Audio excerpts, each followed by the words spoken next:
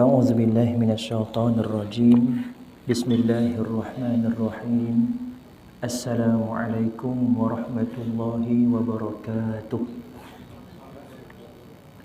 بالنبي المصطفى رسول الله صلى الله عليه وسلم وإلى أرواح والدينا ومعلمينا وذوي الحقوق علينا أجمعين الفاتحة أعوذ بالله من الشيطان الرجيم بسم الله الرحمن الرحيم الحمد لله رب العالمين الرحمن الرحيم مالك يوم الدين إياك نعبد وإياك نستعين اهدنا الصراط المستقيم صراط الذين أنعمت عليهم غير المغضوب عليهم ولا الضالين آمين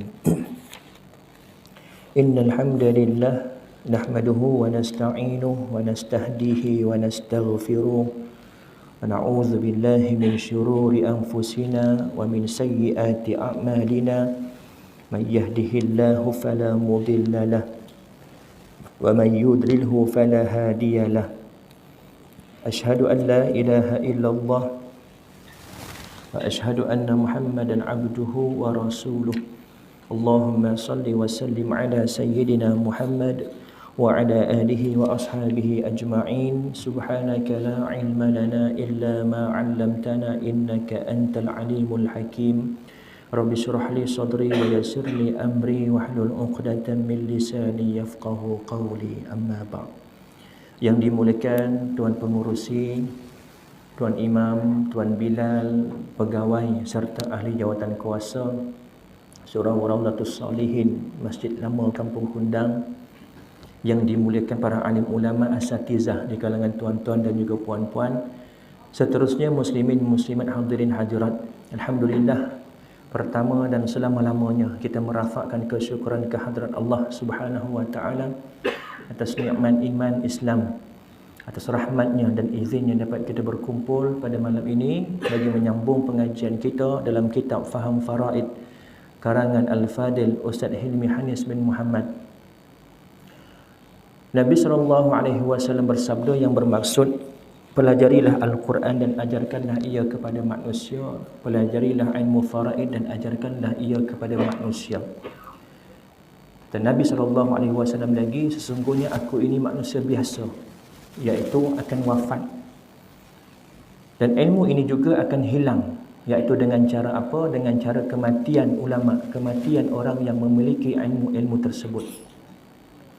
Dan aku sangat risau, resah dan takut suatu masa nanti akan berlaku pertelingkahan, pergaduhan di kalangan dua orang saudara dek kerana berebut tentang pusaka dan tidak dapat menemui orang yang boleh meleraikan antara perbalahan keduanya. Kalau kita lihat pada hadis ini, Nabi SAW risau dan takut berlakunya pertelingkahan kerana harta pusaka. Nabi SAW tak takut kalau ada waris tak dapat hak, kerana bukan satu kewajipan, bukan kemestian waris mesti kena dapat pusaka, tidak. Dari segi hak, waris ada hak, tetapi bukan kemestian, bukan kewajipan waris itu mesti dapat pusaka. Sebab itu ada satu hukum, iaitu satu perkara yang berkait tentang hukum faraid, iaitu takharus, melepaskan hak. Sama ada nak melepaskan sebahagian hak kita kepada waris yang lain, atau melepaskan kesemua hak kita dalam faraid kepada ahli waris yang lain. Keempat-empat mazhab fiqh mengharuskan untuk kita takharus, melepaskan hak. Ada 3 syarat lah yang sering saya ulang, antara ahli waris aqil baligh, kemudian tahu dahulu bahagian masing-masing mengikut faraid, kemudian rela hati untuk melepaskan hak. Itu makna takharus, harus. Tak apalah aku tak nak, ambillah korang. Boleh, bukan mesti kena ambil. Aku tak nak, tak, ini kewajipan kena ambil juga, tak ada. Islam tak begitu. Nabi SAW tak takut kalau misal kata ada waris yang tak dapat hak. kerana kita harus untuk melepaskan hak. Tetapi apa yang Nabi SAW takutkan adalah berlaku pertelingkahan, pergaduhan di kalangan dua orang bersaudara. Taharus hukumnya harus, sedangkan menjaga hubungan silaturahim adalah wajib. Silah hubungan, rahim, silaturahim, hubungan rahim, iaitu adik-beradik. Dan bila kita sebut tentang harta pusaka, harta faraid, tak lari daripada hubungan adik-beradik. Adik-beradik, anak bapa, anak ibu, anak saudara dengan pakcik. Kalau misalnya kata si mati tak ada anak lelaki, dia akan pergi dekat adik-beradik lelaki si mati. Jadi bapa saudara daripada anak arwah. Takkan lari jauh hubungan itu. Dan kebiasaannya antara adik-beradik. Ini yang Nabi SAW risaukan akan berlaku pertelingkahan di antara dua orang saudara. Kerana apa? Kerana tidak tahu atau tak jumpa orang yang boleh menyelesaikan masalah. Kerana masing-masing bagi mereka, yang ni betul, yang ni betul, semua betul berlaku. Masing-masing memberikan pandangan masing-masing, masing-masing memberikan hujah masing-masing, alasan masing-masing, kenapa aku dapat lebih, kenapa engkau tak dapat lebih. Semua mengikut akal semata-mata. Muslimin muslimat yang dirahmati Allah, malam ini kita sambung pada muka surat yang ke-29. Dalam bab 29 ataupun 29. Tarikh last 2 hari bulan 10. Kalau salah perbetulkan ya.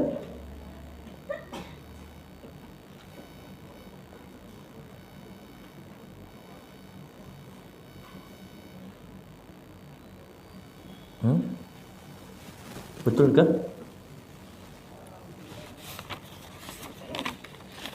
Ada yang tanda tak yang lepas?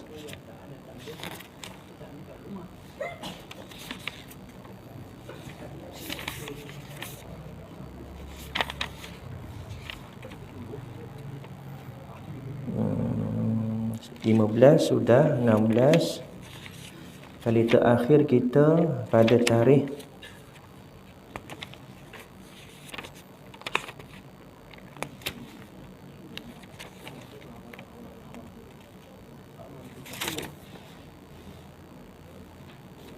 betul akun insya-Allah 2 hari bulan 10. Sumber hukum faraid muka surat 29. Bila sebut tentang hukum dalam madah atau subjek usul fiqh, hukum ini cuma ada 5. Hukum taklifi, wajib, lawannya haram. Sunat, lawannya makruh, dan satu lagi harus. Jadi bila kata hukum, 5 hukum ini sahaja yang ada dalam konteks hukum taklifi. Jadi nak menentukan hukum-hukum ini, ulama-ulama fiqh nak menentukan hukum ini wajib, hukum ini haram, hukum ini sunat, hukum ini makruh, hukum ini harus, mesti kena ada dalil. Dan istilah yang para mujtahid, para imam gunakan untuk menentukan hukum daripada dalil adalah dengan mengistinbat. Mengistinbat ni dalam bahasa Arab. Kalau kita umpama dalam bahasa Melayu nak bagi gambaran seperti kain yang kita basahkan dia, kemudian kita perah kain tadi. Good morning lah contoh. Kain good morning tu kita rendam dia, kemudian kita naikkan, kita perah. Sehabis-habis perah dengan kekuatan kita sehingga ketitisan yang terakhir. Itu nak gambarkan makna istinbat hukum. Bermakna apa? Para imam mujtahid ini, imam mazhab Syafi'i, imam Maliki, imam Hanafi, imam Ahmad, nak menentukan hukum ini sunat, hukum ini wajib, hukum ini haram, hukum ini makruh, hukum ini harus. Berdasarkan dalil-dalil tadi, mereka mengistinbat dalil daripada Al-Quran, daripada sunnah, daripada ijma'. Barulah terbitnya hukum-hukum. Mengistinbat maknanya apa? Dengan ilmu-ilmu yang mereka ada, ilmu untuk menjadi seorang mujtahid ni bukan sekadar kita kena tahu bahasa Arab semata-mata. Ilmu balaghahnya, ilmu mantiknya, banyak ilmu-ilmu, 20 lebih ilmu-ilmu yang berkait tentang fatwa untuk menentukan hukum. Mereka dah kuasai, dan daripada ilmu tadi mereka mengambil dalil-dalil untuk merumuskan sesuatu perintah, sesuatu larangan Allah daripada Al-Quran, daripada hadis Nabi SAW. Apa hukumnya? Sama ada sunat ataupun wajib, sama ada haram ataupun makruh, ataupun tak ada suruhan, tak ada larangan, harus. Itu makna istinbat. Mengambil dalil-dalil daripada Al-Quran, daripada hadis Nabi SAW, kemudian menggunakan keupayaan ilmu yang mereka ada. Kita bukan mujtahid, kita muqallid. Kita tak ada kemampuan untuk mengambil dalil langsung daripada dalil. Tak boleh kita mengeluarkan hukum langsung daripada dalil. Walaupun para imam mengambil dalil, contoh wajib solat, aqimus solah, kita pun ambil juga aqimus solah, tetapi kita tak boleh mengistinbat hukum kerana kita tak ada kepakaran untuk mengistinbat hukum tadi, memerahkan segala dalil yang ada sehinggalah kita dapat keluarkan satu hukum. Kita tak mampu kerana kita orang awam. Maka bagi kita wajib untuk apa? Wajib untuk mengikut para imam, kerana mereka yang mengistinbat. Tugas mereka mengistinbat, ahlinya. Sama ada betul ataupun salah, walaupun di kalangan mereka berbeza pendapat, tetapi bagi mereka masing-masing inilah yang dikehendaki oleh Allah, inilah yang dikehendaki oleh Nabi SAW berdasarkan Al-Quran, berdasarkan dalil. Ini yang Allah dan Rasul kehendaki menurut mereka. Maka terbitlah mazhab-mazhab. Kita mazhab Syafi'i. Maka Imam Syafi'i mengatakan Allah dan juga Nabi SAW berkehendak sedemikian berdasarkan dalil sekian. Dan seandainya pandangan mereka salah, mereka tetap dapat pahala. Ini kelebihan orang yang berijtihad.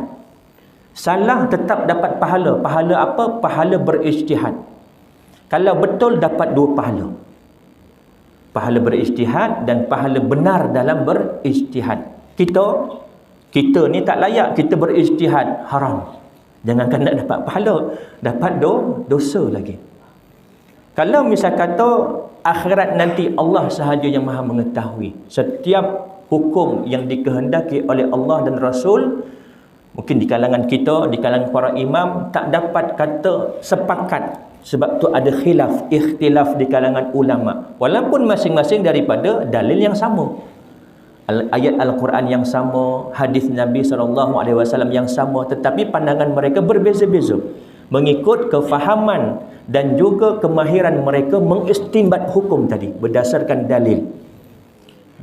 Akhirat nanti barulah semua orang akan tahu siapa sebenarnya yang betul. Bagi mereka tak berdosa. Kalau misal kata akhirat nanti rupa-rupanya pandangan mazhab sekian salah, tak dikehendaki oleh Allah, yang dikehendaki mazhab yang kedua. Kita sebagai muqallid, kita tak berdosa andai misal kata kita mengikut pandangan para imam yang mana itu tidak dikehendaki oleh Allah dan Rasul. Akhirat nanti, bukan sekarang. Sekarang ini bagi mereka semuanya betul. Dan mereka ada kepakaran, mereka ahlinya untuk menentukan. Begitu juga dalam hukum faraid. Apa jua hukum yang terlibat dalam kehidupan kita. Daripada sekecil-kecil perkara. Daripada sekecil-kecil perkara, kita bangun tidur sehinggalah kita nak tidur balik. Sehinggalah keadaan kita tidur juga dikira perkara yang berkait dengan hukum. Daripada sekecil-kecil perkara, daripada urusan masuk tandas sehinggalah urusan-urusan yang paling besar. Dalam urusan mentadbir kampung, mukim negeri, negara, dunia dan sebagainya. Semuanya ini terkait dengan hukum. Kerana kita ini di dunia diciptakan untuk apa? Untuk beribadah. Lihatlah dalam Al-Quran, beribu ayat-ayat dalam Al-Quran, bahkan beribu-ribu hadis Nabi SAW. Tidak ada satu pun Al-Quran atau hadis Nabi SAW sampai kepada kita untuk mencorak kehidupan orang kafir. Tak ada. Semuanya adalah untuk mencorak kehidupan orang Muslim. Ikut, alhamdulillah. Tak ikut, ingkar. Ingkar bahasa Melayu. Bahasa Arabnya apa? Kafir. Kafir ni dalam bahasa Arab maknanya ingkar. Kehidupan kita ini di dunia ini tak lain dan tak bukan hanya semata-mata untuk mencari redha Allah, mengikut apa yang diperintahkan Allah dan meninggalkan apa yang dilarang oleh Allah. Tak ada bebas bagi orang mukmin di dunia ini. Bagi orang yang mukmin di dunia ini adalah tempat untuk dia bersusah payah, tempat untuk dia mencari amalan, untuk mencari pahala, kerana dia yakin akhirat nanti ada lagi kehidupan yang kekal selama-lamanya. Nak ingkar, silakan, kerana ini semua pilihan kita. Tetapi ingat, kita semua ini Allah utuskan 2 orang malaikat dekat belakang kita, kanan kita, kiri kita, raqib atid. Masing-masing mencatat amal kebaikan kita. Banyak mana hari ini kita buat amal, banyak mana dosa hari ini kita buat. Semua ada catatan yang kita pilih sendiri. Maka akhirat nanti Allah akan balas balik apa yang kita lakukan. Sumber hukum faraid. Terdapat 3 sumber utama dalam menetapkan hukum faraid. Yang pertama, Al-Quran. Ayat-ayat yang menerangkan tentang harta pusaka di dalam Al-Quran terdapat 2 kategori. Yang pertama ialah ayat yang menerangkan secara umum, dan yang kedua ialah ayat yang menjelaskan secara terperinci. Nanti kita akan jumpa ayat-ayat Al-Quran yang mana ayat yang pertama ini ayat yang umum. Masih belum lagi dapat untuk kita tahu berapa bahagian secara terperinci kepada waris-waris. Ini secara umum. Ada nanti ayat Al-Quran yang lebih terperinci. Dikhususkan suami dapat berapa, ketika mana keadaannya, bapa dapat berapa, isteri dapat berapa. Ini ayat yang takhasus, ayat yang khusus. Ada yang umum dan ada yang khusus. Kategori pertama secara umum. Allah Subhanahu wa taala menerangkan tentang hak pewarisan. Firman Allah Subhanahu wa taala dalam surah An-Nisa pada ayat yang ke-7. A'udzubillahi minasyaitonir rajim. Lirrijali nasibum mimma tarakal walidani wal aqrabun walinnisa'i nasibum mimma tarakal walidani wal aqrabun mimma qalla minhu aw kathur nasiban mafruḍah. Ini ayat Al-Quran yang menerangkan secara umum tentang faraid. Ayat ini diturunkan ketika berkait tentang hukum faraid, tetapi secara umum. Apa makna ayat ini? Terjemahannya. Bagi golongan lelaki ada bahagian pusaka dari peninggalan ibu bapa dan kerabat. Dan bagi golongan perempuan pula ada bahagian pusaka daripada peninggalan ibu bapa dan kerabat. Sama ada sedikit atau banyak daripada harta yang ditinggalkan itu, iaitu bahagian yang telah diwajibkan. Nasiban mafruḍah, yang telah diwajibkan, yakni ditentukan oleh Allah Subhanahu wa taala. Apa hak Allah nak mewajibkan kita? Kerana Allah Rabb, Tuhan. Kita hamba. Hidup kita ini tak lain tak bukan untuk menghambakan diri. Islam, aslama, menyerah diri kita. Untuk apa? Untuk ditadbir oleh Allah dan Nabi. Untuk menjadi seorang mukmin. Ingkar, silakan. Ini pilihan kita. Tapi ingat, balasan akhirat nanti selama-lamanya. Ini bagi orang yang mukmin, orang yang bijak adalah orang yang sering mengingati amalan dia, sering mengingati dosa-dosa dia. Pikir dia, kalau aku mati besok, kalau aku mati malam ni, kalau aku mati kejap lagi, banyak mana amal aku nak jumpa dengan Allah. Ini orang yang bijak. Masing-masing sibuk. Siang kita sibuk masing-masing dengan kebunnya, tapi malam alhamdulillah ada masa luang untuk mengaji, untuk tambah amal kebaikan. Tuan-tuan, mungkin di kalangan tuan-tuan ada yang dah faham dah pun tentang faraid. Ada yang alim lagi tapi datang kerana apa? Nak tambah amal. Sebab kita yakin apa yang kita buat hari ini, waktu ini, akhirat nanti Allah akan balas. Ini keyakinan orang mukmin. Dan begitu juga hukum-hukum yang telah ditetapkan oleh Allah, ini juga kewajipan. Kenapa Allah wajibkan? Kerana Allah pencipta kita, Allah pemilik kita, Rabbul Alamin. Bukan hanya Tuhan kepada manusia, bukan hanya Tuhan kepada Malaysia, Selangor, bahkan dunia, alamin, bumi dan seisinya. Antara langit dan bumi dan seisinya, Tuhan. Kalau Tuan boleh jadi lagi, dia ada hilang hak pemilikan. Tuhan maknanya lebih daripada itu. Rabbul Alamin. Asasnya kita ini semua al-alam, masih Allah selain daripada Allah, milik mutlak Allah Subhanahu wa taala. Termasuk badan kita, termasuk duit kita, termasuk kereta kita, tanah kita, rumah kita, semuanya milik Allah. Allah bagi pinjam je kat kita. Kat dunia ni Allah cuma bagi pinjam. Kalau Allah bagi terus, Allah tak tanya dah akhirat nanti. Kita bagi duit kat kawan RM100 ni. Esok dia beli ayam, dia beli ikan habis RM100. Petang kita tanya, kau beli apa semalam? Aku bagi RM100. Aku beli ayam, aku beli ikan. Siapa suruh beli? Boleh kita tanya macam tu. Kita dah bagi dia, terpulang pada dia lah, hak dia. Dia nak beli apa ke? Tapi kalau kita bagi pinjam, kita ada hak untuk tanya. Begitu juga kehidupan kita di dunia ini. Semua yang kita ada ini pinjaman dari Allah. Termasuk anggota badan kita. Jangan kita ingat benda dah ada dekat badan kita, mata kita, mata aku, sekati aku lah nak buat apa. Tak, ini pinjaman Allah punya ni. Akhirat nanti Allah tanya balik.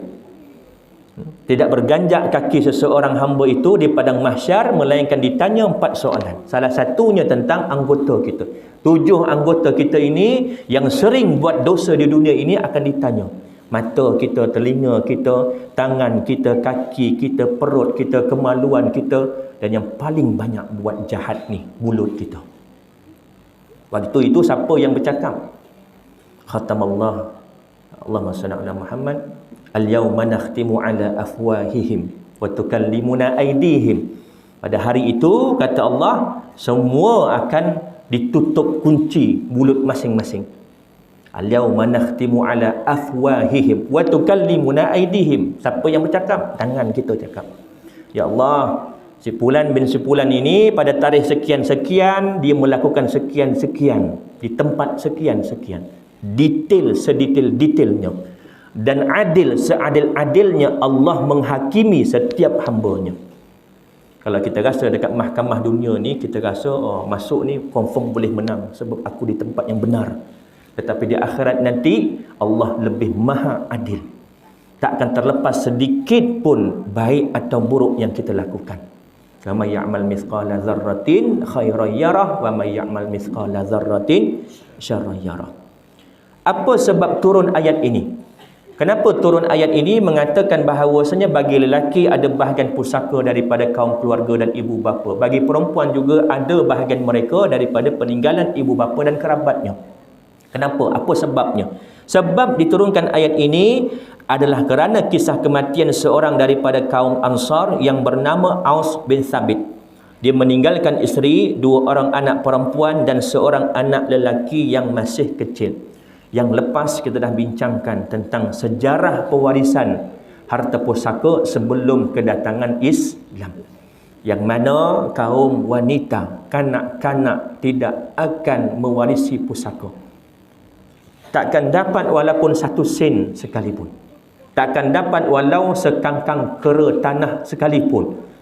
Kerana pada ketika itu sebelum datangnya Islam, wanita, kanak-kanak, tak kira kanak-kanak lelaki atau perempuan, mereka terhalang daripada mewarisi pusaka. Siapa yang mewarisi? Kaum keluarga lelaki yang terdekat, yang dewasa sahaja. Ar-rijal sahaja yang mewarisi. Maka daripada kisah inilah seorang sahabat yang meninggal dunia, wafat daripada kaum Ansar, bernama Aus bin Thabit.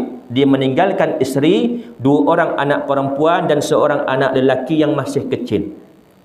Kita nampak apa? Isteri, confirmlah perempuan, tak ada isteri lelaki.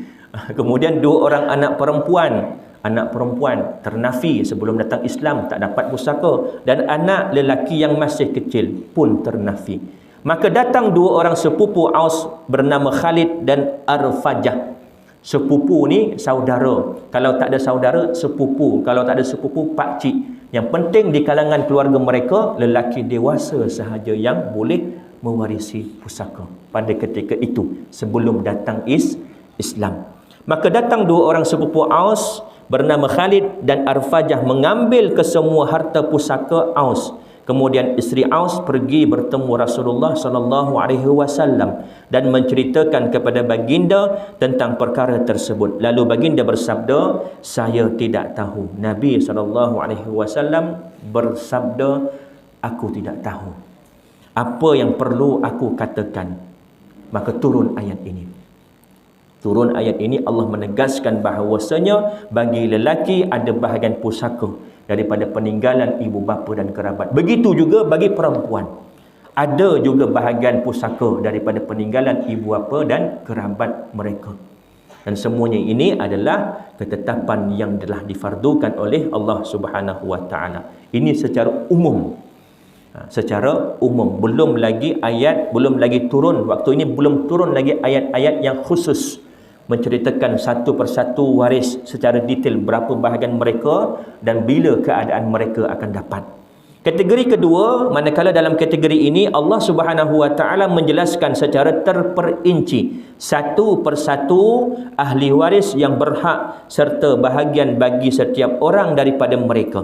Firman Allah Subhanahu wa taala, a'udzubillahi minasyaitonir rajim, yusikumullahu fi auladikum lidzakari mithlu hazzil unthayain fa in kunna nisaan fawqa thnataini falahunna thulutsa ma tarak wa in kanat wahidatan falahan nisfu wa li abawayhi likulli wahidin minhumas sudus mimma taraka in kana lahu walad fa illam yakul lahu waladun wa warithahu abawahu fali ummihi thuluts fa in kana lahu ikhwatun fali ummihi sudus min ba'di wasiyatin yusi biha aw dain abaukum wa abnaukum la tadruna ayyuhum aqrabu lakum naf'a faridatan minallah innallaha kana aliman hakima. Yang bermaksud apa dia? Yusikumullahu fi auladikum. Ayat yang bermula dengan yusikum adalah perintah wajib. Allah telah mensyariatkan, yakni mewajibkan. Yusi, bila bermula yusi, seolah-olah sama juga perintah seperti kutiba alaikum. Perintah wajib. Allah telah mensyariatkan, yakni mewajibkan bagi kamu tentang pembahagian harta pusaka untuk anak-anak kamu. Yusikumullahu fi auladikum, untuk anak-anak kamu. Iaitu bahagian seorang lelaki sama dengan bahagian 2 orang perempuan. Yang ni yang biasa sering saya katakan, nisbah lelaki 2, nisbah perempuan 1. Kalau ada RM3,000, ada 2 orang anak, seorang lelaki, seorang perempuan, maka yang lelaki dapat RM2,000, yang perempuan dapat RM1,000. Nisbah 2 lelaki, 1 perempuan. Lizzakari mithlu hazzil unthayain. Siapa yang perintah ni? Allah Subhanahu wa taala. Bukan ustaz, bukan saya, bukan para imam yang menentukan, tidak, tetapi Allah Subhanahu wa taala. Dan dalam ayat faraid, kalau kita lihat dalam ayat-ayat faraid, ketetapan, ketentuan bagi setiap waris ini tidak ada khilaf di kalangan ulama. Ijma' ulama. Ijma' ni tengah viral ni kan, ijma', khilaf. Isu apa? Isu nikah. Tak nak sebut dah. Ittifaq ulama, ijma' ulama dalam ketentuan bahagian setiap ahli waris. Sebab apa? Ayat ini diturunkan dengan jelas, sejelas-jelasnya. Para imam baca istinbat hukum, semua sama pendapat. Sebab tak ada yang orang kata apa, ayat mutasyabihat, tak ada yang samar-samar, tetapi ayat muhkamat, jelas, nyata dan terang. Allah perintahkan bagi anak-anak kamu dengan nisbah 2 lelaki 1 perempuan. Fa in kunna nisaan fawqa thnataini falahunna thulutsa ma tarak. Dan jika anak itu semuanya perempuan, dan jika anak itu semuanya perempuan yang jumlahnya lebih daripada 2. Si mati ada anak berapa orang? 3 orang, semua perempuan. Semua perempuan. Maka bagi mereka 2/3 daripada harta yang ditinggalkan. Ada berapa anak? Tuan Haji ada 10 anak.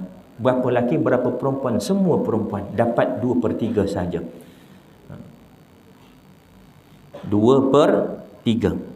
Ini jika anak-anak si mati semuanya perempuan, lebih daripada 2. 2 dan ke atas. Kalau ada 2 orang, 2/3. Kalau ada 3 orang, 2/3. Kalau ada 10 orang, 2/3 juga. Ini kalau 2 dan ke atas.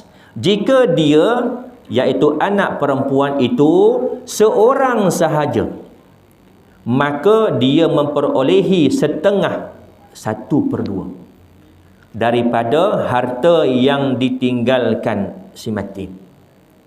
Ini kaedah ketetapan pengiraan. Kalau ada 2-2, laki ada, perempuan tadi berapa? Ni nisbahnya tadi. Lelaki sama dengan bahagian 2 orang perempuan. Lizakari mithlu hazil unsayan. Tetapi kalau perempuan semua 2 atau lebih, ni 2/3. Tapi kalau seorang sahaja perempuan anaknya, maka akan dapat 1/2. Kalau 10 semua lelaki, dapat sama rata. Tu tak dinyatakan lah. Tetapi kalau semua lelaki, dia dapat semua, bahagi sama rata. Dalam ayat ini nak menerangkan, kalau misal kata ada lelaki perempuan anak kita, maka mereka akan dapat dengan nisbah 2 lelaki 1 perempuan. Kalau anak kita semuanya perempuan, 2 orang, 3 orang, akan dapat 2/3. Baki kepada siapa? Kepada ahli asabah. Siapa lelaki yang terdekat? Nanti kita akan lihat. Setiap orang tu berbeza-beza keadaannya.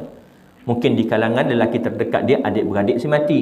Mungkin di kalangan orang lain adik lelaki yang terdekat dia pakcik dia, sebab adik-beradik tak ada. Mungkin di kalangan orang lain cucunya pula, sebab anak lelaki mati dulu. Yang ada cuma cucu lelaki daripada anak lelaki. Itu ahli asabah, maka dapat bakinya. Ni kalau misal kata ini anak perempuan, semuanya perempuan, cuma dapat 2/3. Kalau seorang saja dapat setengah daripada harta yang ditinggalkan. Ini bagi anak-anak. Kemudian dan untuk 2 orang ibu bapa. Ini bahagian untuk ibu bapa pula. Untuk 2 orang ibu bapa, bahagian masing-masing 1/6 daripada harta yang ditinggalkan. Jika dia, yakni yang meninggal dunia itu, mempunyai anak. Kalau masih mati ada anak, tak kira lah dah kahwin ke tak kahwin. Dia kahwin, tak ada anak, dikira tak ada anak. Berapa mak ayahnya dapat? 1/3 dan asabah. Ini kalau ada anak. Maka ibu dapat 1/6, bapa juga akan dapat 1/6. Dan untuk 2 orang ibu bapa, bahagian masing-masing 1/6 daripada harta yang ditinggalkan jika dia, yakni orang yang meninggal dunia itu, mempunyai anak. Jika dia, yakni yang meninggal dunia itu, tidak mempunyai anak, tak ada anak, dan dia diwarisi oleh ibu bapanya saja, sama ada dia dah kahwin ataupun tidak, dia tak ada anak, hartanya 1 juta, dia cuma ada mak dan juga ayahnya saja, dan dia pula anak tunggal, dia tak ada adik-beradik yang lain, dan dia diwarisi oleh ibu bapanya sahaja, maka ibunya mendapat 1/3. Ibu dapat 1/3. Baki dapat dekat ayah. Bermakna ayah dapat 2/3. Antara ibu dan bapa tadi, ada tak unsur nisbah 2-1? Ada lah. Sebab ibu dapat 1/3, bapa akan dapat bakinya, iaitu 2/3. 3. Sebab si mati ni tak ada anak dan tak ada adik-beradik lain. Waris yang ada cuma ibu bapanya sahaja. Maka ibu mendapat 1/3 dan bapa akan mendapat bakinya, iaitu 2/3. Teruskan ke azan. Terusnya. Jika dia yang meninggal dunia mempunyai beberapa saudara, maknanya dia ada adik-beradik, dia bukan anak tunggal, dia belum sempat kahwin ataupun dah kahwin tapi tak ada anak, dia ada adik-beradik. Jika dia yang meninggal dunia mempunyai beberapa saudara, iaitu lebih daripada seorang adik-beradik, dia ada 2 orang, dia ada 3 orang. Kalau termasuk dia, tinggal lagi seorang, tak termasuk. Maksudnya 2 atau lebih selain daripada dia ni tadi. Maka ibunya mendapat 1/6 sahaja. Tadi dapat 1/3 ibu. Kerana si mati tak ada anak dan tak ada adik-beradik lain. Dia anak tunggal. Ini si mati tak ada anak. Dalam masa yang sama, dia ada adik-beradik lain. Sebab dia bukan anak tunggal. Ibu dapat berapa? Dapat 1/6. Bukan 1/3 macam yang mula-mula tadi. Pembahagian-pembahagian itu, pembahagian-pembahagian tersebut di atas setelah dipenuhi wasiat yang dibuatnya atau setelah dibayar hutangnya. Bermakna sebelum faraid ini ada step-step perkara-perkara yang wajib waris dahulukan. Apa dia? Hutang. Kemudian wasiat.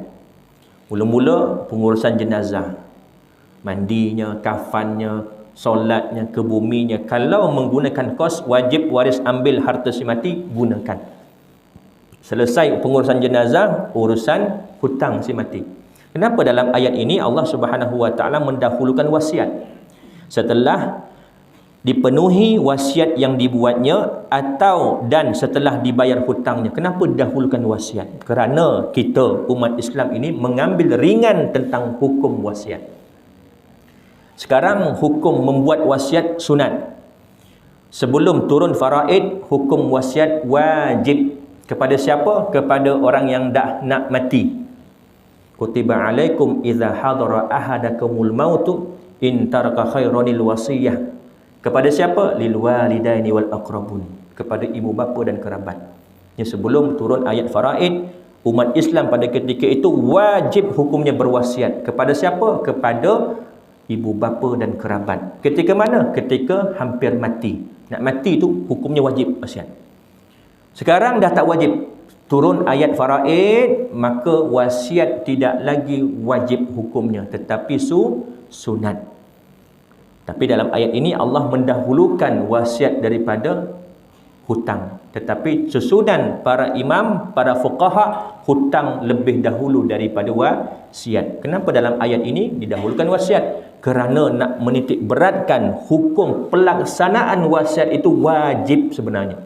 Walaupun sekarang hukum kita berwasiat sunat, tetapi waris bila tahu kita ni dulu masa hidup ada buat wasiat tetapi belum terlaksana, waris wajib hukumnya melaksanakan. Sekiranya cukup syarat-syarat wasiatnya. Tak lebih 1/3, bukan kepada ahli waris, bukan untuk perkara maksiat. Wajib untuk laksanakan. Ini kadang-kadang waris dia ambil kesempatan. Mentang-mentang arwah ayahnya buat wasiat tak ada hitam putih. Tak ada hitam putih, tak ada saksi. Kemudian tapi dia tahu, dia je saksi. Sebab masa arwah ayah hidup, dia dengar dan ayah cakap dekat dia. Mat, kalau ayah mati nanti tanah dekat ujung kampung tu kamu bagikan ke masjid. Ayah wakafkan. Dia je yang tahu.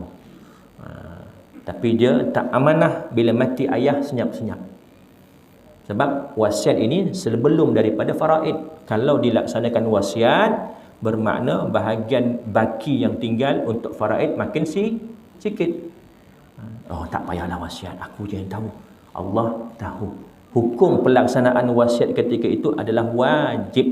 Walaupun pada hukum yang melakukan, hukum membuat wasiat sunat tetapi melaksanakan oleh waris adalah wajib. Sebab itu dalam ayat ini kata ulama, hikmah kenapa Allah mendahulukan wasiat berbanding hutang, kerana nak menitik beratkan tentang hukum pelaksanaan wasiat adalah wajib.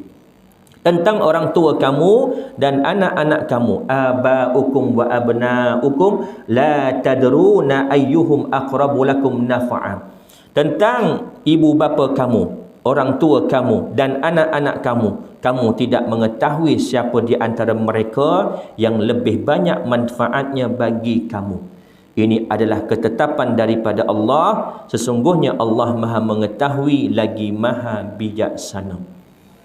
Akhir ayat ini, apa kata Allah? Allah nak bagi kita sedar bahawasanya kita tak tahu antara ibu bapa kita dengan anak-anak kita yang mana lebih banyak manfaat kepada kita bila kita dah tak ada nanti. Kita tak tahu. Sebab itu kita tak boleh nak menentukan sendiri. Allah yang langsung menentukan. Allah Maha mengetahui yang mana lebih banyak manfaat kepada kita bila kita dah mati nanti. Allah yang tentukan siap-siap bagi anak sekian-sekian, bagi bapa sekian, bagi ibu sekian. Kalau fikir logik kita nak bagi semua ke anak-anak kita. Ini logik akal kita, sebab anak-anak kita masih kecil, perjalanan hidupnya masih panjang. Mak ayah kita mungkin tak ada harta, walaupun dia ada harta sedikit, tapi tempoh hidupnya pun dah tak lama. Itu akal kita. Tetapi Allah lebih Maha mengetahui. Kita ini manusia ni, kata Allah, abaukum, ibu bapa kamu dan anak-anak kamu, kamu tidak akan tahu yang mana di antara mereka yang lebih banyak manfaat kepada kamu bila kamu dah mati nanti. Faridatan minallah. Sesungguhnya semuanya ini adalah ketetapan kefarduan daripada Allah. Innallaha kana aliman hakima. Allah Maha mengetahui lagi Maha bijaksana. Allahu a'lam. InsyaAllah kita akan sambung selepas perjumpaan ini tentang sebab turun ayat ini.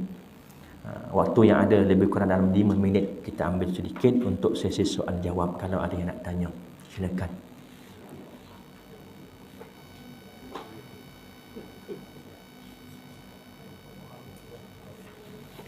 Tak ada, faham semua, alhamdulillah.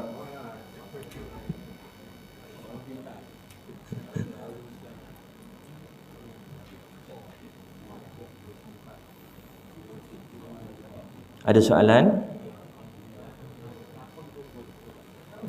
Nak tanya pun tak tahu nak tanya apa.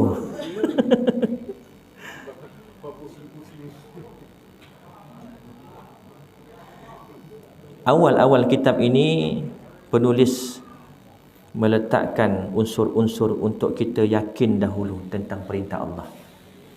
Nanti dekat belakang sikit nanti barulah tentang bab pengiraan, tentang bahagian waris-waris. Sebab awal-awal kita dah yakin, oh ini perintah Allah, ini perintah Allah. Jadi apa jua keputusan Allah, kita terima dah. Sebab awal-awal ini kita dah bina keyakinan, keimanan kita dulu.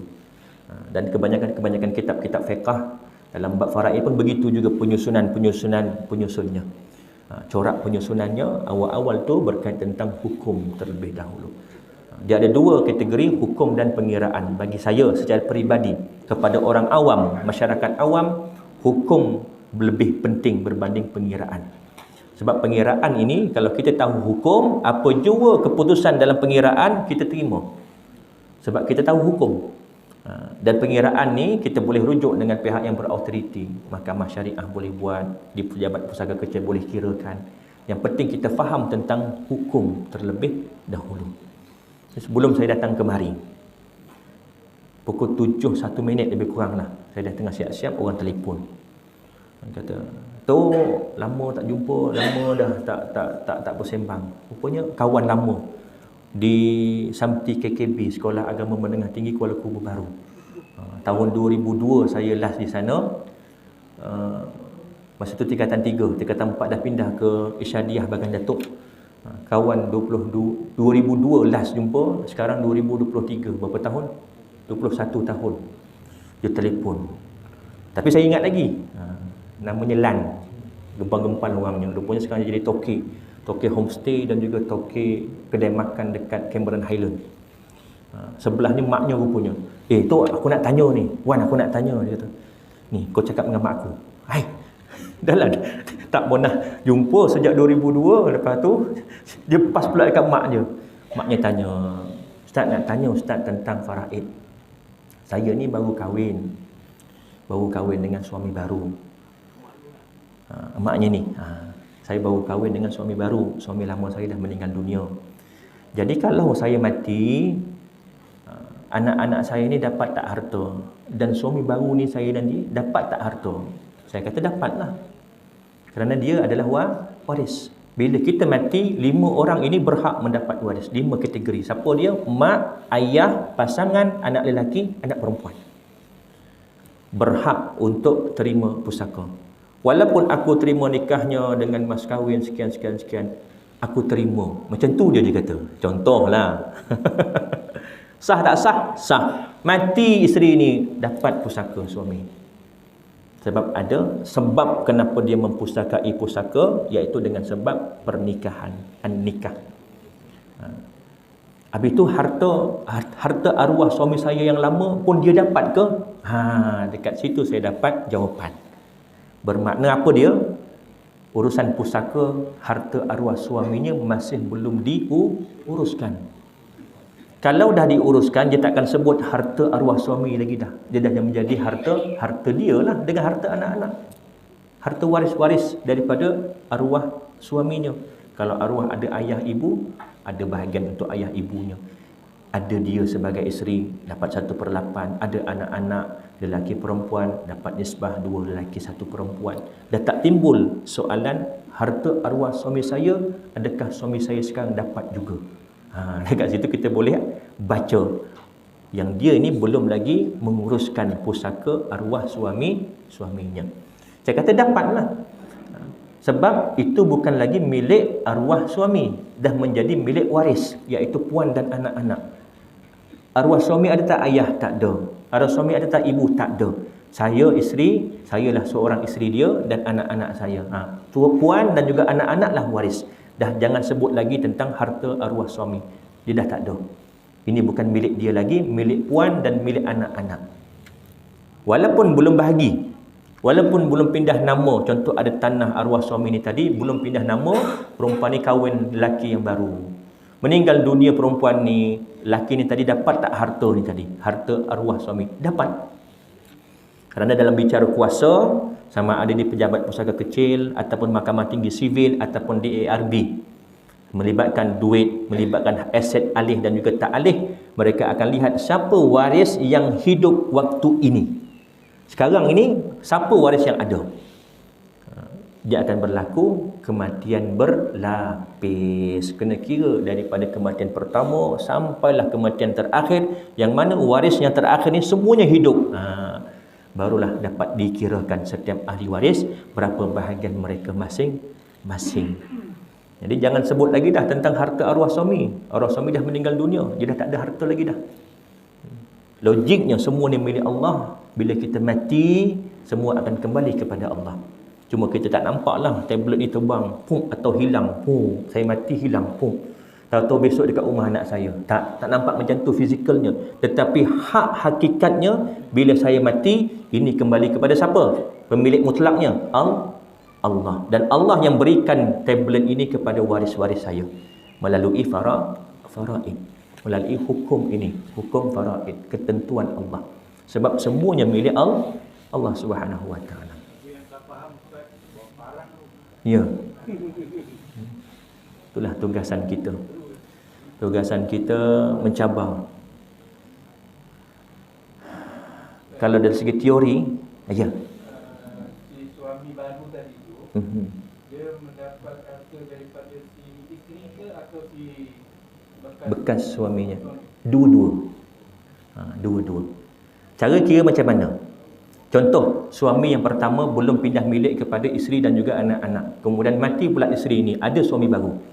Jadi, di bahagian pusaka kecil, dia akan kira bahagian suami ni berapa, suami pertama ni berapa harta yang ada dan siapa waris yang ada pada ketika kematian dia. Ada isteri, ada anak-anak. Bahagian isteri berapa-berapa? Contohlah 1/8. Bahagian anak-anak, contoh 2 lelaki, 2 perempuan. Okey, 4, 2, 4, 6. 2/6 untuk lelaki, 1/6 untuk perempuan. Kira-kira, okey dah. Mati pula ibu ni, isteri ni tadi, ada suami yang baru. Suami ni dapat berapa? Dapat 1/4 kerana ada anak-anak. Sama ada anak dengan dia ataupun dengan suami yang lama. Bila mati saja, istilahnya dia ada anak, suami akan dapat 1/4. Kalau tak ada anak, dapat 1/2. Isteri, bila si mati, suami ni ada anak, tak kira dengan dia atau dengan isteri lain, ada saja anak, isteri akan dapat 1/4. 1/8, maaf. Kalau misalnya kata tiada anak, dapat 1/4. Dan campur dengan harta yang dia ada. Berapa harta isteri ni pula? Dia ada tanah lain selain daripada harta arwah suami dia, campurkan bahagiannya tadi 1/8 dengan tanah yang dia ada sendiri, rumah yang dia ada sendiri, kereta yang dia ada sendiri, campurkan 1/4 itu milik suami yang baru. Jadi termasuk ke tidak dengan harta arwah suami? Ya, termasuk. Tetapi bahagian isteri saja. Bahagian anak-anak itu hak anak-anak, bukan milik untuk suami yang baru. Bahagian suami yang baru ni daripada bahagian isteri ni sahaja, daripada pusaka arwah suami yang lama. Allahu a'lam. Yes ya? InsyaAllah. InsyaAllah cukup sekadar itu. Yang baik itu datang daripada Allah dan kurang lemah itu datang daripada kelemahan diri saya. Saya mohon maaf, mohon ampun. Andai kita kasar bahasa, tegur hati tuan-tuan dan juga puan-puan, kita tangguh dengan tasbih kafarah dan suratul Asr. Subhanakallahumma bihamdika asyhadu an la ilaha illa anta astaghfiruka wa atubu ilaik. Bismillahirrahmanirrahim. Wal 'asri innal insana lafi khusr illa alladzina amanu wa 'amilus solihati wa tawassaw bil haqqi wa tawassaw bis sabr. Bismillahirrahmanirrahim. Alhamdulillahi rabbil alamin wassalatu wassalamu ala asyrafil anbiya'i wal mursalin wa ala alihi wa sahbihi ajma'in. Allahumma faqihna fid din wa 'allimna ta'wil wahdina siratal mustaqim siratal ladzina an'amta 'alaihim minan nabiyyin was-siddiqin wasyuhada'i was-salihin. Allahumma arinal haqqa haqqa warzuqna ittiba'ah wa arinal batila batila warzuqna ijtinabah. Allahumma inna na'udzubika min 'ilmin la yanfa' wa min qalbin la yakhsha wa min nafsin la yashba' wa min da'watin la yustajabu laha. Rabbana atina fid dunya hasanah wa fil akhirati hasanah wa qina 'adzaban nar. Wa sallallahu ala sayyidina Muhammad wa ala alihi wa sahbihi wa baraka wa sallam. Walhamdulillahi rabbil alamin.